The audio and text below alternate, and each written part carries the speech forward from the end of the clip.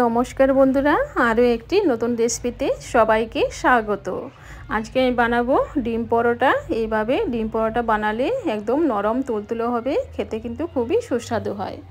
তো আমি এখানে নিয়েছি 1 কাপ ময়দা, একটা বড় কাপের 1 কাপ ময়দা নিয়ে নিলাম। আর দিয়ে দিলাম স্বাদ মতো লবণ, আর দিয়ে দিলাম 1 চামচ তেল। এখন সবগুলো উপকরণ একটু ভালো করে মিশিয়ে নেব। তো সবগুলো উপকরণ ভালো করে একটু মিশিয়ে নিয়েছি। তো এখন দিয়ে দেব জল, অল্প অল্প করে জল দিয়ে দেব। জল দিয়ে সফট একটা ডো বানিয়ে নেব। তো দেখুন বন্ধুরা, সফট একটা ডো কিন্তু বানিয়ে নিয়েছি। তো আমি এখন একটা ডিম ফাটিয়ে দেব। তো ডিমটা কিন্তু বন্ধুরা আপনারা প্রথমেই ময়দাটা যখন মাখবেন তখনই কিন্তু ডিমটা ফাটিয়ে দিয়ে দেবেন। তো আমি ভুলে গেছিলাম। তো এখন আমি ডিমটা দিয়ে দিলাম, একটা ডিম দিয়ে দিলাম, আর দিয়ে দিলাম সামান্য একটু ময়দা দিয়ে ওটাকে ভালো করে মেখে সফট একটা ডো বানিয়ে নেব। তো দেখুন বন্ধুরা, ওটা কিন্তু ভালো করে আমি মাখিয়ে নিয়েছি। তো একটা সফট একটা ডো কিন্তু আমি বানিয়ে নিয়েছি। তো দেখুন এরকম একটা সফট একটা ডো হবে। এখন ওটাকে ঢাকা দিয়ে আমি 5 মিনিটের জন্য রেখে দেব। এখন এখানে একটা প্লেট নিয়ে নিয়েছি।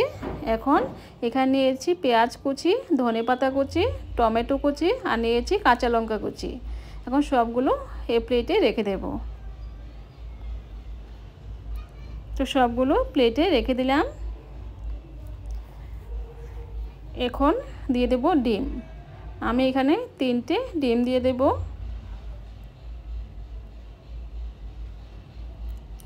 তো 3টে ডিম দিয়ে দিলাম। এখন দিয়ে দেব স্বাদ মতো লবণ। এখন সবগুলো উপকরণ ভালো করে মিশিয়ে নেব। তো এরকম একটা কাঁটা চামচ দিয়ে কিন্তু মেশালে এগুলি খুব সুন্দরভাবে মিশে যাবে। আর কাঁটা চামচ না থাকলে কিন্তু আপনারা নর্মাল চামচ দিয়েও আপনারা মেশাতে পারবেন। তো ভালো করে একটু মিশিয়ে নিয়েছি। এখন ওটাকে সাইডে রেখে দেব। আর এখানে নিয়েছি একটা বাটি, আর দিয়ে দিলাম 1 চামচ ময়দা, আর দিয়ে দিলাম 1 চামচ তেল। এখন ভালো করে মিশিয়ে নেব। তেল আর ময়দাটাকে ভালো করে মিশিয়ে নেব। তো দেখুন বন্ধুরা, ভালো করে মিশিয়ে নিয়েছি। এখন ওটাকে সাইডে রেখে দেব। এখন ডোটা দেখে নেব। তো ডোটা কিন্তু আগে থেকে আরও অনেকটাই সফট হয়ে গেছে। ওটাকে আরও একবার একটু ভালো করে মেখে নেব।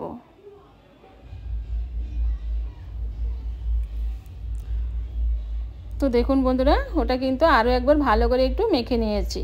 এখন লেচি কেটে নেব। যেরকম আমরা পরোটার জন্য লেচি কাটি সেরকমই কিন্তু লেচি কেটে নেব। তো সবগুলো আমি লেচি কেটে নিয়েছি।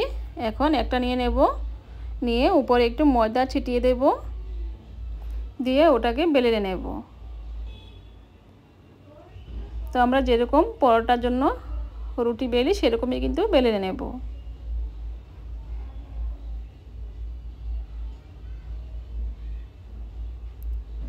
তো দেখুন বন্ধুরা, আমার কিন্তু ওটা বেলা হয়ে গেছে। তো এরকম হবে, যেরকম পরোটা হয় সেরকমই হবে। এখন ওটাকে আমি সাইডে এরকমভাবে ভাঁজ করে দেব।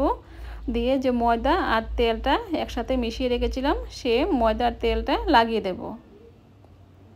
তো এরকমভাবে উপরে একটু লাগিয়ে দেব। তো চামচ দিয়ে ওটা ভালো হবে না, তো হাত দিয়েই লাগিয়ে নেব। হাত দিয়ে লাগালে সব দিকে সুন্দরভাবে লেগে যাবে। এখন এই সাইডটাও এরকমভাবে ভাঁজ করে দেব। দিয়ে এরকমভাবে ময়দা আর তেলের মিশ্রণটা লাগিয়ে দেব। তো লাগিয়ে দিয়েছি। এখন যে উপরের দিকটা আছে সে উপরের দিকটাও এরকমভাবে ভাঁজ করে দেব। এখন এর উপরেও একটু তেল আর ময়দা লাগিয়ে দেব। এখন নিচের দিকেও লাগিয়ে দেব। লাগিয়ে এখন নিচের দিকটাও এরকমভাবে এর উপরে এরকমভাবে রেখে দেব, ভাঁজ করে রেখে দেব। দেখুন বন্ধুরা, একটা কিন্তু হয়ে গেছে। তো এখন ওটাকে একটু ময়দা ছিটিয়ে নেব, নিয়ে ওটাকে যেরকম মোগলাই পরোটা হয় সেরকমভাবে ওটাকে বেলে নেব।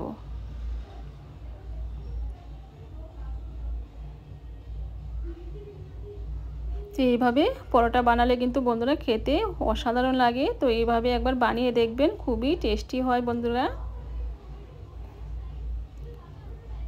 তো তো দেখুন এরকমভাবে একটু হালকা হালকা করে ওটাকে বেলে নিতে হবে। তো একটা বেলা হয়ে গেছে, এখন এগুলোকে আমি ভেজে নেব। এখন চুলাতে একটা প্যান বসিয়ে দিয়েছি, এখন দিয়ে দিলাম তেল, আর তেলটাকে একটু হালকা গরম করে নেব।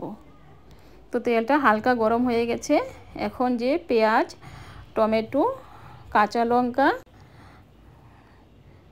এগুলো ছিল, এগুলো মিশিয়ে রেখেছিলাম, ধনেপাতা কুচি, এখন এই ব্যাটারে আমি এই পরোটাটা এরকমভাবে রেখে দেব, দিয়ে ভালো করে এরকমভাবে লাগিয়ে নেব। লাগিয়ে এখন দু হাতে ধরে আমি তেলে দিয়ে দেব, এগুলোকে ভেজে নেব, এরকমভাবে এই প্যানে দিয়ে দেব। তো দেখুন বন্ধুরা একটু সাবধানে দিতে হবে। তো এখন উপরে কিছু এরকমভাবে টমেটো, ধনেপাতা কুচি, পেঁয়াজ কুচি, কাঁচা লঙ্কা কুচি একটু উপরে দিয়ে দেব।